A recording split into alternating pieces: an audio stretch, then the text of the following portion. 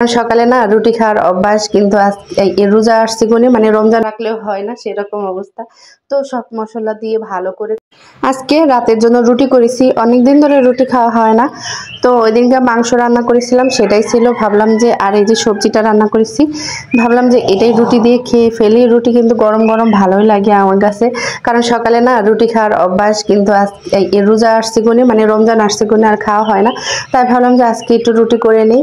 তো এই যে রুটি কিন্তু আমি যে রমজান মাসে দুদিন খাওয়া হলো। তো এই যে আজকে মাংস দিয়ে আর সবজি দিয়ে খাচ্ছিলাম, আপনাদের ভাইয়া আর আমি আর বাবু। আর এদিকে যে সেহরির জন্য রান্নাও করব, রান্না একটু বেশি বেশি করব।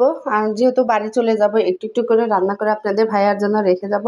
তো এই যে ভাবলাম যে মাছটা রান্না করি। মাছের মাথাটা ওদিনকে 3টা মাছ নিয়ে আসছিল, বড় বড় মাছ, তো মাথাগুলো আর খাওয়া হয় না। মুগ ডাল দিয়ে খেতে চেয়েছিলাম, সেটা তো আর খাওয়া হলোই না যেহেতু আমি চলে যাচ্ছি 2-1 দিনের মধ্যেই।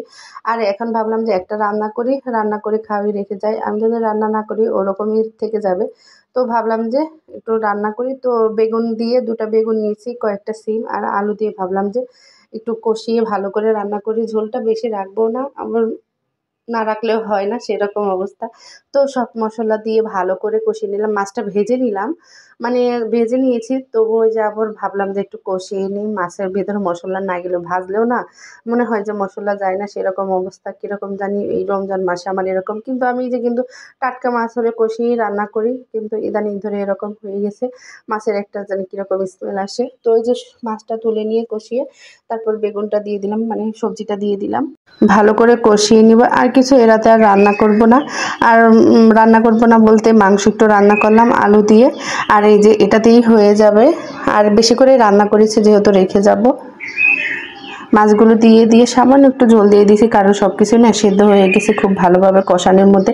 আর সবজি বা মাছ যেটাই হোক না কেন, যে ভালোভাবে কষিয়ে নিলে না খাবারটা বেশি মজা হয়।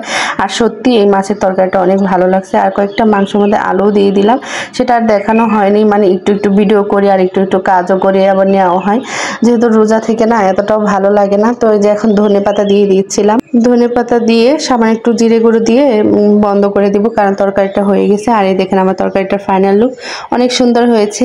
এদিকে আপনাদের ভাই আবার আলু ভর্তা দিয়ে নাকি ভাত খাবে। আমি আর আজকে ভর্তা করিনি, উনি ভর্তা করতেছিল। আর মাম্মা দাঁড়িয়েছিল। শুকনো মরিচ দিয়ে আলু ভর্তা গরম ভাত দিয়ে কিন্তু খেতে ভালোই লাগে। মাছ মাংস আর সব সময় কি ভালো লাগে, ভালো লাগলেও কিন্তু একটা ভর্তা থাকলে মানে বেশি ভালো লাগে, খাবারটা অনেক তৃপ্তি করে খাওয়া যায়। তো এই যে আলু ভর্তা দিয়ে ভাত খাবো। আল্লাহ হাফেজ। আজকে রাতের জন্য রুটি করেছি, অনেকদিন ধরে রুটি খাওয়া হয় না, তো ওই দিনকে মাংস রান্না করেছিলাম সেটাই ছিল। ভাবলাম যে আর এই যে সবজিটা রান্না করেছি